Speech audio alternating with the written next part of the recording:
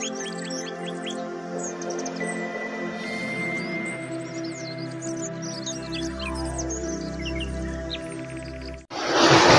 morning mga kamag. Welcome to YouTube channel Mushroom Kamag TV. Shout out sa inyong lahat. Kumusta yung ating pagpapatubo ng kabute ngayong tag-ulan o sa nakaraang tag-init? Kumusta yung development? Kumusta yung pag-produce nyo ng white oyster mushroom? Hindi madali ang pagpapatubo ng kabute. Dito, kung mahina ang pasensya mo, pwede kang huminto agad o mag-change ng ibang negosyo. Marami sa atin ang huminto na at hindi nila napagtyagaan at hindi nila napagsikapan na mas palakihin pa ang mushroom farming. Ang pinapatubo nating kabute ay variant ng white oyster mushroom. Gumagamit tayo ng kusot at darak, molasses at saka apog, mga kamag. Yan yung mga sangkap na ginagamit natin doon sa tinatawag natin na mushroom fruiting bag. Sa pagmamashroom mga kamag, dito kailangan mo ng isang sakong pasensya. Yung sinasabi ko lagi, kinakailangan dito ay maging consistent ka at mahal mo at gusto mo ang ginagawa mo mga kamag. Backyard lang, likod bahay, pwede kang magpatubo ng kabute. Kami nung una, inumpisahan namin ang pagpapatubo ng kabute sa loob ng aming bahay. Dalawa ang kwarto ng aming bahay, yung isang kwarto, yun yung aming ginamit sa patubuan ng kabute, mga kamag. Doon namin sinabit yung sinasabi namin na mushroom fruiting bag. Nag-start kami mga kamag sa 100 piraso na mushroom fruiting bag. Yun ay nanggaling pa sa isang Good Samaritan na naging classmate namin sa Bureau of Plant Industry. Shout out po dyan sa Bureau of Plant Industry na kung saan po namin natutunan ang mushroom technology. Naging classmate po namin yung nag-donate sa amin ng 100 piraso na fruiting bags. Shout out din po sa nag-donate sa amin ng mga taon na yon, 2016, mga kamag. Diyan po kay Mami Jem, kay Gemini Baladad. Yan. Isang napakabuting tao na ginamit ng ating Diyos Ama na para makatulong sa iba. At yun nga po, hanggang sa ngayon, ito ay aming pinakikinabangan, mga kamag. Hanggang sa ngayon, andito pa rin kami sa larangan ng pagmamashroom. Hanggang sa marami ng tao na nagtiwala sa amin, naniwala sa aming kakayahan, kagaya po ng DOST, DTI, ayan, at PSEDO at iba pang sangay ng gobyerno. At marami pong ibang tao na naniwala rin sa aming kakayahan at sila po ay pumasok na rin sa larangan ng mushroom industry sa pamamagitan po na na-share po namin yung aming kaalaman kung paano po sila magsisimula sa pagpapatubo ng kabute.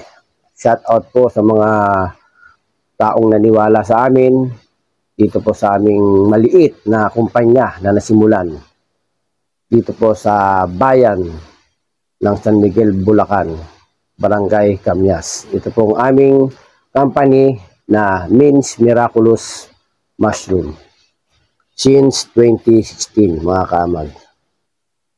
Hanggang ngayon, mga kamag, tuloy-tuloy pa rin tayo sa larangan ng pagmamashroom. Hanggang sa natutunan natin ang processing sa paggawa ng mushroom chips. Ito yung aming ipinagmamalaking produkto dito po sa Barangay Camyas sa bayan ng San Miguel, Bulacan. Ito po ang aming Mince Crispy Mushroom Chicharon na panalo sa panlasa at kalusugan. Lalo-lalo na sa mga health conscious, sa mga vegetarian, ito yung kanilang gustong-gustong binibili, mga kamag. Dahil ito ay mayaman sa protina. At marami tayo dito na mga makukuha ng mga health benefits na pwedeng makatulong sa ating kalusugan. Siyempre, mas maganda kung yung mga kinakain nating mga pagkain ay mayayaman sa protina. Yung bang talagang malaki ang may tutulong sa ating kalusugan. Kagaya nito, Mince Crispy Mushroom Chicharon. Ito ay nanggaling dito mismo sa aming pinapatubo na mushroom protein bags. Ayan. Kung napasin niyo mga kamag, ayan yung ginagawa namin na crispy mushroom. Ayan. Napakaganda mga kamag, di ba? Quality, malinis. Wala kayong dapat alalahanin mga kamag. Sabihin na kung saan-saan lang kinuha ang kabute para gawing chicharon. Hindi ganon mga kamag. Marami tayong ginagawang proseso dito bago siya maging ganap na white oyster mushroom. Kaya makakasigurado tayo mga kamag na malinis at garantisado ang kakainin natin na kabute. Yan. Ito ay nasa growing house. Hindi naaarawan, hindi nauulanan, at hindi kinakapitan ng mga anumang uri ng insekto o gaya ng langaw, mga bangaw. Wala yan. Iniiwasan natin yan na makapasok sa loob ng ating growing house para pangalagaan yung ating white oyster mushroom. Napasin niya mga kamag, meron pa siyang silyado, meron pa siyang papel, at meron pang bulak yan dito sa loob niyan mga kamag. Ang ginagamit kasi natin dito ay ayan, scrap paper, mga rubber band, at saka mga cotton. Yan yung gagamitin natin. Siyempre, itong protein bag natin, inalagaan natin ng 30 to 45 days bago siya maging ganyan. Bago siya maging fully ramified at para maging ready to fruit na. Kagaya nito, lampas na siya ng 30 days, mga kamag. Siya ay nasa 40 days na to mga kamag. Yeah, matured na. Kaya nangyari dyan mga kamag, hindi pa natin tinatanggal yung papel, yung rubber band, yung goma, nag-pinhead na siya. Gusto na niya magwala. Gusto na niyang lumabas yung ating mushroom mga kamag. Kahit sa part dito mga kamag, pwede tayong magpa-pinhead, magpabunga kahit sa part yan. Kapag ito ay nasa designated area na, nasa loob na ng ating growing house, siyempre, doon na natin i-apply yung tamang pag-aalaga. Una, babantayin natin dyan yung ating humidity, yung temperature, babantayin natin yan mga kamag. Yung ating konting liwanag, siyempre kailangan din yan eh. Kailangan yan sa loob ng growing house. Yung meron tayong konting liwanag, hindi yung naman masyadong madilim, hindi pwede yun. Kailangan dim lang ang ano natin dyan. At siyempre, hindi rin mawawala dyan yung oxygen. Kailangan natin ang fresh na oxygen.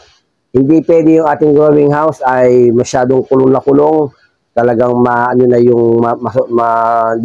na siyang hinga, wala na siyang hingahan. Kaya kailangan taas baba, meron tayong ventilation. Yan, yun yung ating oxygen, yung fresh oxygen na kailangan natin dyan. Alright, ayun. Siyempre, kailangan natin bantayan yung ating humidity at yung ating temperature. Ayan. Ito yung ating tinatawag na patubuan ng kabute. Fruiting bags, mushroom fruiting bag, mga kamag. Magpabunga ka dito, pwede rin. Gumamit ka ng cutter o blade. Ayan, cutter dyan. At syempre, yung mga gagamitin natin na tools dito, o yung mga gamit natin dito, huwag natin kung saan ilalagay. ingatan natin. After natin gamitin, hugasan natin, baka mamaya yun kalawangin, tapos hindi mo napansin yung blade mo may kalawang na, hiniwa mo ngayon dito. Pwede maka-epekto yun, mga kamag. Kaya kailangan lagi tayong mag-iingat at lagi natin lilinisin yung mga ginagamit natin dito sa fruiting bag. Yung ginagamit natin panlinis, kailangan meron tayong tamang lagayan. Yan. Hindi kaya, mas maganda nga yung mga ginagamit natin dito, meron tayong lagayan na merong alcohol, 70% alcohol, mas maganda yon. Para nadidisinfect natin yung mga ginagamit natin dito. Pagka tayo ay naglilinis ng ating fruiting bags o di kaya naghihiwa dito sa mga part na yan. Eto mga kamag, ayan, ito yung sinasabi ko. Nagpinhead na siya dito sa part na yan, dito sa katawan. Nagpinhead na. Hindi na siya mapigilan. Yan. Kaya yan nagpinhead dyan mga kamag, possible may butas na yan. Kaya dyan siya lumabas. Siyempre, talagang aggressive na siya. Aggressive na yung ating fruiting bag na maglabas ng white oyster mushroom. Ayan. Talagang ito, pwede na natin ilagay sa ating growing house para tayo ay makapag-produce na ng white oyster mushroom. Ayan, silyado pa yan mga kamag. Tanggalin natin yung rubber band. Ayan, papel, tanggalin natin. At syempre, pati ito, tumbulak, tatanggalin natin yan. Ayan. At pagkatapos, meron tayong tinanim dito. Yung pinagkapitan natin ng amag. Yung tinatawag natin na sorghum. Tatanggalin natin yung sorghum. Eh, napasin niya mga kamag. Ayan, ayan. Silipin niyo, ayan. Matigas yan mga kamag, yung sorghum na yan. Manipis na manipis lang. Gagamit tayo ng tiyanik. Tanggalin natin yan mga kamag. Huwag naman pahukay. Manipis lang hanggang para lang balat, para ka lang nagbabalat ng mangga, ganun kanipis. Ayan, di kaya para ka nagbabalat ng ng tawag nito, yung patatas. Ganun kanipis ang gagawin, hindi pa hukay mga kamag, para lang malinaw mga kamag ha. Ayan, after na matanggal nyo na yan, nasa loob na yan, diligan nyo na. Ayan. Siyempre, pagdidilig natin dito mga kamag, hindi naman tutok. Huwag tayo tututok natin yung pang-spray gun natin dito, na water spray gun natin. Hindi pwedeng tutok yan. Lagyan natin ng distansya. Distansya tayo. Palagyan natin ng mga, sabihin natin, 40 cm ang distansya mo. 40. Ayan. Tapos, hindi kaya, mga 30 cm. Pwede na yun. Basta malayo. Gagamit tayo ng power spray. Yung power spray natin na gagamitin ay yung moist. Yung parang pahamog ang gagamitin natin dyan. Yan. Tapos, siyempre, huwag tutok. Dadaanan mo lang yan, dadaan ka sa gitna para sila ay magkaroon ng moisture. At siyempre, habang nagpapamoisture ka sa loob ng growing house mo, yung temperature mo naman, unting-unting bumababa. Yan. Nababawasan ng init. At pinatataas mo naman yung kanyang humidity, mga kamag. Ayan, di ba? Ganun lang kasimple mga kamag. Ayan. Pagpasok pa lang natin ng growing house, mga kamag, alam na natin. Kahit tayo, mararamdaman natin yan. Sa pinto pa lang, mararamdaman mo na ang alinsangan. Sasalubong sa iyo ang init Para lang malinaw mga kamag sa mga beginners dyan na bago pala na nag-aalaga ng kabute, patubuan ng kabute. Sa ating katawan pa lang, mararamdaman na natin kung tama ba, kung ang mushroom fruiting bag ba ay presko sa kanyang kinalalagyan. Kahit tayo, mararamdaman natin yan. Pagpasok natin ng growing house, bahagya pa lang tayong umiikot sa isang layer, pinagpapawisan na tayo. Ibig sabihin nun, napakainit, maalinsangan. Hawakan mo na yung leg mo para bang may gumagapang na pawis. Dahil nga sa sobrang alinsangan. Yun ang iiwasan natin mga kamag sa loob ng growing house. Kinakailangan lagi siyang presko. Presko siya. Hindi siya maalinsangan. Hindi rin maganda mga kamag kapag tayo may alagang mushroom fruiting bag, yung mapapasma.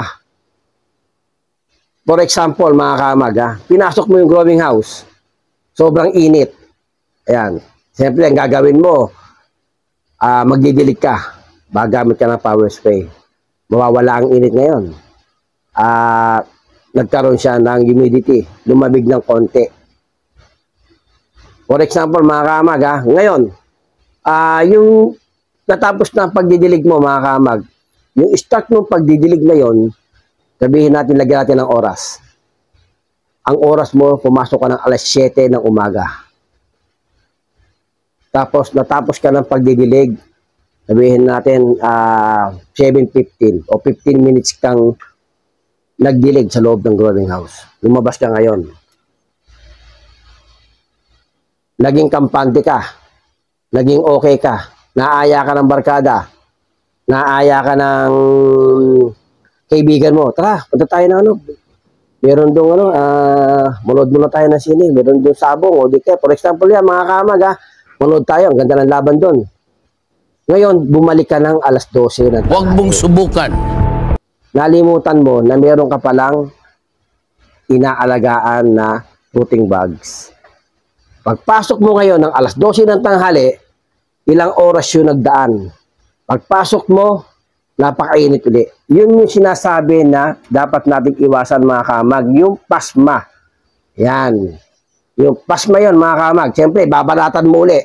Babanatan mo uli ng power spray para mabawasan ang init. At madagdagan ng moisture at tumaas yung kanyang humidity. Pasmado, mga kamag. Yun yung sinasabing pasma. Iiwasan natin na ang ating fruiting bag ay mapasma. Kung limbawa nagdilig tayo ng alas 7, na-maintain natin yung yung humidity natin ay nasa 80, okay. Tapos yung temperatura natin ay nasa 65 to 70. Okay. Ayan, okay yan. Basta ma-maintain yung dalawa na yun. Huwag tataas ang init.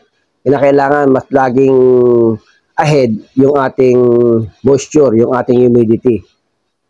Ayan, i-maintain natin yon. Kinakailangan, kapag tayo ay nakapagpalamig na ng ating growing house, i-maintain na natin yon. Alam na natin kung anong oras tayo babalik. Alam na natin na para hindi mapasma yung inaalagaan natin na mushroom fruiting bag. Alam na natin kung anong oras tayo babalik. Sa araw-araw na ating ginagawa sa pag-aalaga ng mushroom, alam na natin kung anong oras yan iinit sa loob ng growing house. Kaya doon tayo magme-maintain ng dilig. Yan. Sa araw-araw nating pag-aalaga, mapapractice natin yan. Malalaman natin yan. Ay, nagdilig nga pala ako ng alas 7. Tapos, siyempre, baka mga after 2 hours, balik na agad ako. Baka mamaya, nagbago na naman. Ayan, yun yung sinasabi natin na i-maintain natin. Depende yan sa panahon. Depende sa panahon yan, mga kamag. Kapag tag-ulan, at madalas nag-ulan-ulan, meron naman kasi tag-ulan, pero babarat ng init. Yun din. O, yun. Pag umulan, pagkatapos sabihin natin siya ng init, doon ka mag-alala rin. Mag-aalala ka rin. Siyempre, umulan na isang beses, tapos pumalit, init. Yun, yung pa rin, andun pa rin papasok ang pag-aalaga mo pa rin. Andun pa rin ang pag-aalala mo. Siyempre, init na yun, ano ka pa rin nun? Kailangan magbigay ka ng moisture. Yun, hindi porket umulan ng alas 8 ng umaga, tumila ng alas 10, ang pumalit init, yung araw lang ang pumalit, hindi ka na kasi umulan nga ka mo. Hindi ganon. Siyempre, minsan nga, pag nauna ang ulan, papalit, napakatinding init Diba? Ganyan yun, mga kamag. Yun ang babantayan natin. Sabi ko nga, napakadali lang ma-practice yan. Pagpasok lang natin ng ating growing house, dapat alam na natin yung ang kondisyon ng loob ng growing house kung malamig ba o maalinsangan. Alright mga kamag, ayan, ganun lang kasimple ang pag-aalaga ng mushroom fruiting bag. Para sa mga beginners, kung meron kayong question, pwede kayong mag-comment sa comment section. Usap tayo sa baba, sagutin natin yan. Para sa mga nagtatanong na kung paano ba ang magpatubo ng kabuti. Alright mga kamag, uulitin ko, huwag natin siya shortcutin ang pag-aalaga ng kabuti para makapag-produce tayo ng tama ng maraming white oyster mushroom. May buhay ito mga kamag, may buhay yan. Kinakailangan full attention tayo dito. Yung pagmamahal, yung malasakit natin, dahil yan ay may buhay. Maganda nga, pagpasok natin ng growing house, kakanta-kanta tayo, parang baliw na, hindi naman parang baliw. Sabihin, kung halimbawa music lover ka, pwede yun, kakanta-kanta ka doon, gusto ng mga ano yun. Basta mga may buhay, mga halaman, mga anumang gulay na pinapatubo mo, maniwala ka, yung iba kinakantahan yan. Kaya nga, masagana yung ani. Ewan ko ba, ba't ganun yung ano ng mga ganitong mga may buhay na gulay o halaman. Yan. Gusto nila, yung nag-aalaga sa kanila music lover. Yan. O di kaya, kung di ka naman kumakanta, o di ka naman mahihiyain ka, palakpakan mo na lang.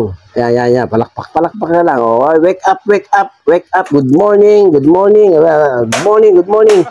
Yan, ganun lang. Good morning. O, kumusta ba? O, sabi, kumbaga, pwede mo rin, para ka bang para kang dito, pag meron ka nito, pag meron kang alaga na mushroom fruiting bag, para kami alagang bata. Totoo lang yan. Totoo yan. Hindi mo siya pwedeng pabayaan. Dahil maliligo siya ng landas eh. Hindi nga alam kung paano siya tutubo ng maayos eh. Kung hindi mo siya aalalayan. Yan lang kasimple yung mga kamag. Kaya dito, kapag meron kang alagang mushroom fruiting bag, kung halimbawa ang expiration nito 6 months, 6 months ka nakatali. Antayin mo na lang ma-expired muna bago ka gumala. Ayan, di ba? Ito isang araw ka lang pumalya dito, mga kamag, tandaan yan. Isang araw lang na hindi nyo ito pinansin at hindi nyo pinasok ang growing house nyo. Delikado na. Nakakapangamba na. Pwede nang maudlot yung mga pinhead na pwedeng mabuhay sa mushroom fruiting bag. Alright, mga kamag? Sana marami kayong naiintindihan at natutunan sa pinag-usapan natin ngayon na kung paano ba ang mag-alaga ng mushroom fruiting bag. At na-share ko sa inyo kung paano rin ako nagsimula na maliit. Yan. Right? Thank you for watching and God bless you all.